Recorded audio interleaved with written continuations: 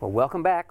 It turns out that marketing ethics really are a big deal, especially in a day and age where the people, our critics, can get so much information about us so easily. It means we have to watch our steps very, very carefully as organizations. And part of that means making good ethical decisions. And we talked about two prominent approaches to ethical judgments: the rights approach, which focuses in on individual rights, and the utility approach, which says, okay, maybe the individuals are important, but we're going to look at the outcomes, and we're going to see, as long as more people benefit in society than are hurt in society, we're going to call that an ethical decision. These things can be in conflict. And I'm going to illustrate that point, that idea that sometimes these give conflicting answers about whether an action is ethical or not, by inviting you to go with me back to the American West. Let's go back to the early days. 12 men have been arrested for murder. The town folk are angry. A mob is beginning to form. They're threatening. They're right at the edge of the jail, and the sheriff is standing in the doorway. You can tell I watched too many Westerns growing up, probably. The sheriff is standing in the doorway, and they're threatening to kill all men, all 12 men, unless the guilty man steps forward. Well, what's the sheriff going to do? He looks at the crowd. They're about to get in and take all 12 of them and kill them all. And so he turns around and he picks one at random, and he said he did it. Grabs him by the collar, throws him out to the mob. They run off with him. What did he do? He cost one man a life, but saved another 11. Was that an ethical decision? Now apply those two models that we talked about. Apply the rights approach and apply the utility approach, and let's see if that seemed to be a good thing. Well, under the rights approach, what are we doing? We're worried about individual rights. Now, there's about an 11 out of 12 chance that he chose the wrong guy, that the sheriff picked an innocent guy and gave him to the mob. Would you say that that guy's rights were violated? Yeah, probably so. So there's a really good chance under the rights approach that that was not an ethical decision to make. Okay, and let's switch over to the utility approach. One man who had his rights probably violated, okay, 11 men who were saved. Well, in that case, the net to society seems, I saved 11 men versus the one man who I didn't save, and so society is better off. The net result of society would seem to be positive, making that decision most likely ethical under the utility model. All right, to recap, the same action can be judged as ethical under one philosophical approach and unethical under the other philosophical approach. This is getting complicated.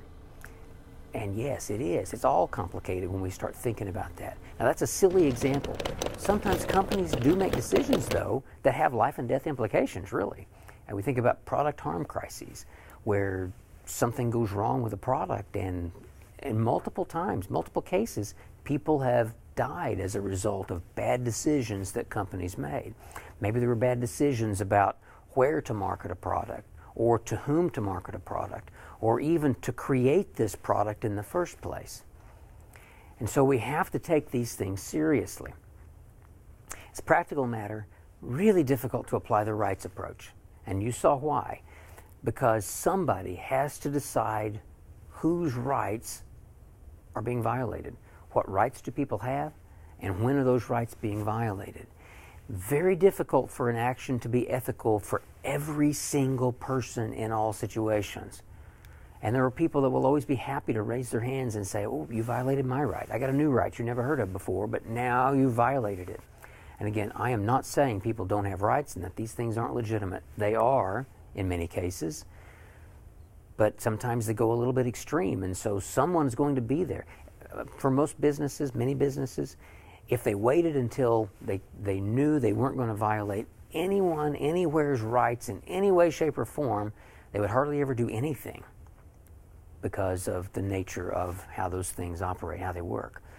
All of this is to say, most businesses tend to operate at a little bit higher than the individual, not higher, that's the wrong word.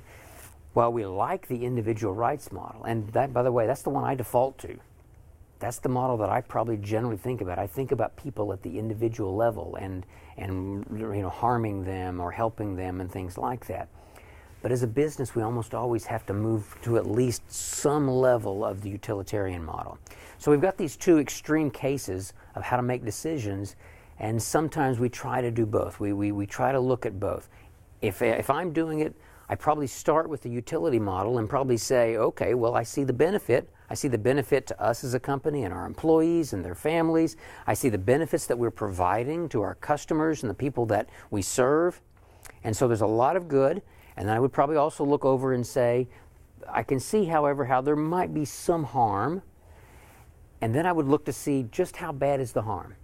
If the harm is extreme, if there are rights that I am really violating, if it had to do with health and welfare of people, those are things that I would take very, very seriously, and in fact would probably decide that an action was unethical if I thought it would truly harm someone's well-being. But if the things that are negative are on a much smaller scale, yeah, maybe the benefits do outweigh the costs sometimes. Tough decisions, but you have to at least think about it.